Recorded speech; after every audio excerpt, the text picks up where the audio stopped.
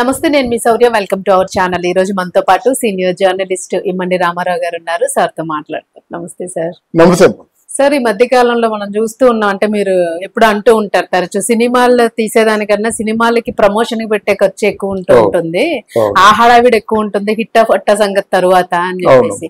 So ఇప్పుడు మనం తీసుకుంటే మహేష్ బాబు గారు చాలా రోజుల తర్వాత ఇప్పుడు వారణాసి అనే సినిమా తీస్తున్నారు. ఇది పాన్ ఇండియా కాదు, వరల్డ్ లెవెల్లో అని చెప్పేసి ఒక కామెంట్ వింటూ ఉన్నాం మనం. సో ఇంకా సినిమా షూటింగ్ పూర్తయి సినిమా రిలీజ్ గురించి అసలు ఇంకా అది స్టార్ట్ అవ్వలేదు. అంతకు ముందరే ప్రమోషన్ ఫంక్షన్స్ చాలా గట్టిగా జరుగుతూ ఉన్నాయి. సో మీరు ఏమి అనాలిసిస్ ఇస్తారు దీని మీద? అసలు ఏంటి జరుగుతుంది అంటారు? అంటే మహేష్ బాబు మీద రాజమౌళి చేస్తున్నటువంటి ఒక అందమైన ఎక్స్పెరిమెంట్ అన్నమాట. ఎందుకంటే మహేష్ బాబు ఆయన సినిమాలు ఫెయిల్ అవ్వు, ఏదో 80% సక్సెస్ అవుతుంది, 20% దెబ్బతింటాయి. అంటే చూజీగా ఉంటాడు, సెలెక్టివ్ గా ఉంటాడు అన్నమాట. అలాంటిది రాజమౌళికి మహేష్ బాబుకి ఎలా పొంతన కుదురుతుందా, ఎలా చేస్తారా అన్నది నా డౌట్. కానీ వాళ్ళు నిజంగా ఈ విషయంలో మహేష్ బాబు మాత్రం డైరెక్టర్ కి ఎంతవరకు డెడికేటెడ్ గా ఉండాలో అంతవరకు డెడికేటెడ్ గా ఉన్నాడని మనకి ఆ ట్రైలర్ చూసిన తర్వాత మనకు అర్థం అవుతుంది అన్నమాట.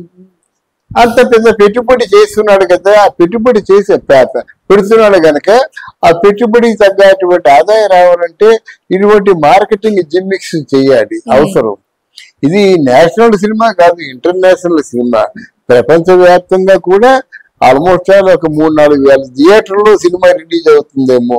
ఇంతవరకు 3,000 థియేటర్లో రిలీజ్ అయ్యాయి. ఇప్పుడు అలా కాకుండా 4,000 థియేటర్లో రిలీజ్ అయ్యేది ఆశ్చర్యపోవలసిన అవసరం లేదు.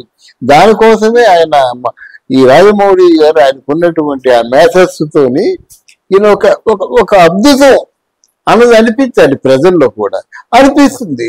ఇప్పుడు మొన్న చేశాడు, నిజంగా విజువల్స్ గా బాగలేకపోయినట్టయితే మనం ఈ రోజు సినిమా గురించి చెప్పుకుంటామా? అంతే. అది విజువల్ వండర్స్, విజువల్ ఫీస్ట్.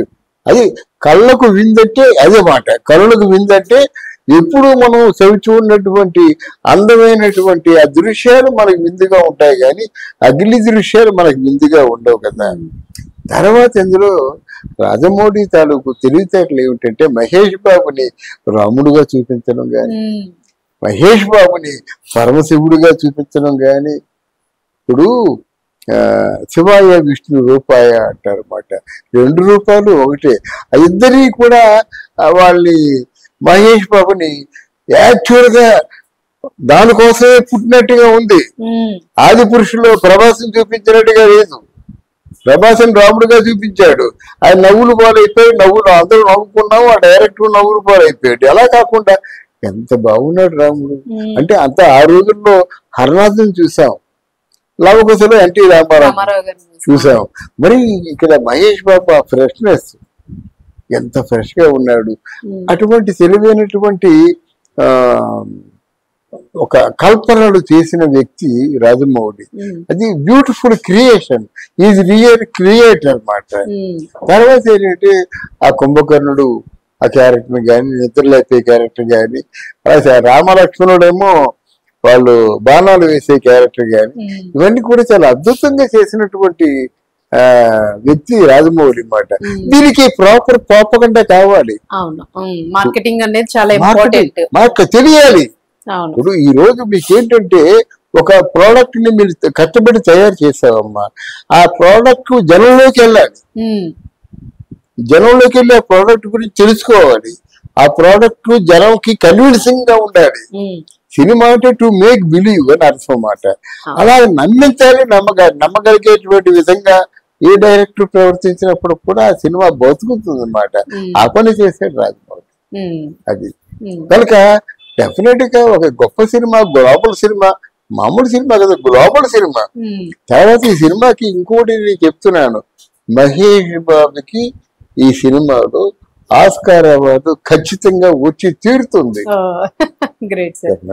తర్వాత ఏంటంటే RRR లో డైరెక్టర్ గా మన రాజమౌళికి అవార్డు మిస్ అయినప్పుడు కూడా ఈ సినిమాలో మాత్రం రాజమౌళికి కూడా వచ్చే అవకాశాలు 90% ఉన్నాయి.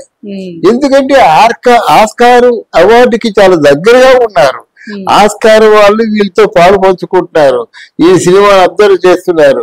ఈ రోజు రాజమౌళి సినిమా ఆస్కార్కి వస్తుందంటే ఎన్ని అవార్డులు ఇచ్చి పంపిస్తారనేటువంటి ఉద్దేశంతో ఉండే స్థాయికి ఎదిగాడు రాజమౌళి సినిమా అన్నమాట. అదే ఈ మార్కెటింగ్ అంతా ఈ విధంగా ప్రాపగండా అంతా కూడా సినిమాను బతికించడం కోసమే, వాళ్ళు బతకడం కోసం. మీకు పేరు వచ్చిన తర్వాత పేరు రావడం ఈజీ, వచ్చిన పేరుని నిలబెట్టుకోవడం కష్టం. ఆ నిలబెట్టుకునే ప్రయత్నమే రాజమౌళి చేస్తున్నాడు. రాజమౌళి గాని మా మహేష్ బాబు గాని ఎవరైనా సరే. సో ప్రమోషన్ చేయడం చాలా ఇంపార్టెంట్ అంటారు అవసరం. సార్ తర్వాత అంటే ఇప్పుడు వారణాసి టైటిల్ కి వచ్చేసరికి చిన్న డౌట్, అంటే జనాలు కొంతమంది అంటూ ఉన్నారు అంటే పాన్ వరల్డ్ ఆ స్థాయికి టైటిల్ మ్యాచ్ అవుతుందా, మార్పు చేద్దాము అన్నట్టు అనుకున్నారు. సో మారే ఛాన్స్ ఏమైనా ఉంటుంది ఇంకా? విధంగా బుద్ధిహీనుడమ్మా. వారణాసి అంటే ఏమిటి అసలు? ఎవరికి దక్కని ఒక అదృష్టం రాజమౌళి దక్కింది. మనం పౌరాణికాల గురించి వింటాం, రాముడి గురించో కృష్ణుడి గురించో ఎవరి గురించో వింటాం. ఇక్కడ అలా కాదు కదా, ఈ సినిమాను చూస్తున్నాం. ఇక్కడ శివుడు అద్భుతం, అది స్వయంభూలింగం, అది అన్నపూర్ణమ్మ అన్నం పెట్టిన స్థలం, అది హరిశ్చంద్రుడు కాటికాపరిగా ఉన్నటువంటి స్థలం ఇది కాదు ఎక్కడో అనుకోవడం వీల్లేదు, అక్కడే ఉంది. అంటే అద్భుత సాక్ష్యం, ప్రత్యక్ష సాక్ష్యం. ఆ వారణాసి అనగానే గుండె చల్లు అంటుంది కదా, అవుతుంది. ఎవరైనా ప్రపంచవ్యాప్తంగా ఉన్నటువంటి హైందవులు ఎవరైనా సరే ఆ శేష జీవితాన్ని వారణాసిలోనే గడుపుదాం అనుకుంటారు. ఆ వారణాసి అనగానే రెండు చేతులు మోకరిల్లి నమస్కారం పెడతాయన్నమాట. అటువంటి పవిత్రమైన స్థలానికి ఇంకా పేరంటే ఏమిటండి? వారణాసికి అమరావతికి దీనికి మొక్కలు పెట్టద్దు దయచేసి. ఇప్పుడు ఇంద్రుడు స్థాపించుకున్నటువంటి సృష్టించుకున్నటువంటి శివలింగం అది అమరేంద్రుడు అన్నమాట. అందువల్ల అమరావతి అయింది. ఇది వారణాసి. శివుడు స్వయంభూ ఆకారంగా ఉన్నటువంటి వ్యక్తి, అది ప్రాణ ప్రతిష్ఠ చేసినటువంటి ఆ శివలింగం, అది అన్నపూర్ణం అక్కడ ఉన్నటువంటి నడయాడిన ప్రాంతం, హరిచంద్రుడు నడయాడిన ప్రాంతం. ఇదంతా ఇంత అద్భుతమైన సినిమాకి వారణాసి అనే పేరు 100% కూడా యాప్ట్ అని నేను అనుకుంటున్నాను. అవును సార్, చాలా మందికి అదే ఉంది. అసలు పవర్ఫుల్ గా ఉంటది నేమో, ఎవరో కొంతమంది అట్లాగా దాన్ని ఏదో ఒకటి డీవియేట్ చేయడానికి అంటూ ఉంటారు అని చెప్పేసి విమర్శలు ఉన్నాయి. విమర్శిస్తాడు. మీరు అన్నట్టుగా ఆస్కార్ వచ్చే ఛాన్స్ ఉంది కాబట్టి సో ఫ్యాన్స్ అందరూ కూడా వెయిట్ చేస్తూ, నా అనుభవంలో చూస్తే ఆ దృశ్యాలు ఎంత బాగున్నాయి. ఒక్కొక్క దృశ్యం చూస్తుంటే నాకు మరి ఎంత అద్భుతం అనిపించింది. ఇంతవరకు అట్లాంటి దృశ్యాలు నేను చూడలేదు.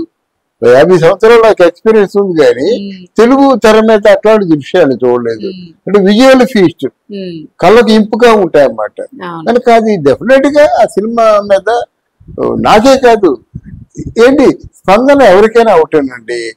రతన్ వెంకటేశ్వర పాట విన్నట్టయితే తెలుగు వాడు ఎవరిలాగా, హిందీ వాడు ఎవరిలాగా స్పందించడు. ఎవరైనా బాగా తెలియపోయినా స్పందిస్తాడు. దానికి ఉదాహరణ జై బాలయ్య సినిమా, మన అఖండ సినిమా ఉంది కదా, జై జై బాలయ్య అని. నేను చూసినట్టయితే దక్షిణాఫ్రికాలో ఒకటి గోచు కట్టుకొని జై జై బాలయ్య డాన్స్ చేస్తున్నాడు. అర్థమైందా? స్పందన ఎవరికైనా ఒకటి అంటున్నాను. అందువల్ల డెఫినెట్ గా వీళ్ళు పడినటువంటి సిన్సియర్ ఎఫర్ట్ నెవర్ ఫెయిల్స్. ఎప్పుడు కూడా ఫెయిల్ అవ్వదు కనుక డెఫినెట్ గా వాళ్ళ పాలిట ఒక కల్పసరువుగా ఉంటుందని నేను అనుకుంటా. మొన్న ఫంక్షన్ ఆ విజయుడు చూడక ముందు నేను అనుకున్న విధానం వేరు,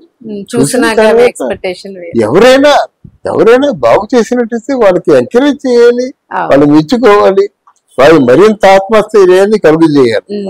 సార్ ఒక్క పాయింట్ సార్, లాస్ట్ అంటే చాలా టైం ఉంది కదా ఇంకా రిలీజ్ కి, ఇంత తొందరగా ఇప్పుడు ప్రమోషన్ స్టార్ట్ చేసేసారు కదా, ఈ లోపు ప్రజలు ఈ మధ్య గ్యాప్ లోనేమి వాళ్ళు షూటింగ్ ఉంది కదమ్మా, అప్డేట్స్ వస్తూ ఉంటాయి కాబట్టి నాకు అర్థమైతే ఒక సంవత్సరం షూటింగ్ ఉంటుంది అన్నమాట.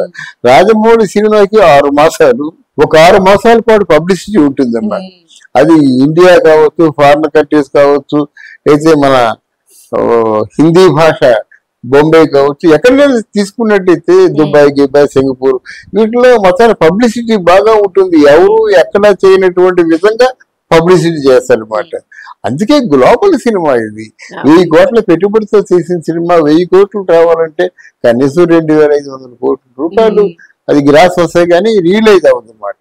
ఆ ప్రయత్నంలో రాజమౌళి ఉన్నాడు. దాన్ని మనం దుర్బిని వేసి చూడవలసిన అవసరం లేదు, దానికి వంకర మాటలు మాట్లాడవలసిన అవసరం లేదు.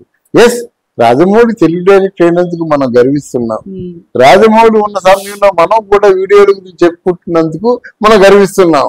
నా దృష్టిలో దాదా ఫాల్కే ఎలాంటి వాడు, నా దృష్టిలో రఘుపతి వెంకయ్య ఎలాంటి వాడు, నా దృష్టిలో రాజమౌళి కూడా అలాంటి వాడు. ఎవరేమనుకున్నప్పుడు కొన్ని చెప్తారు. Right sir.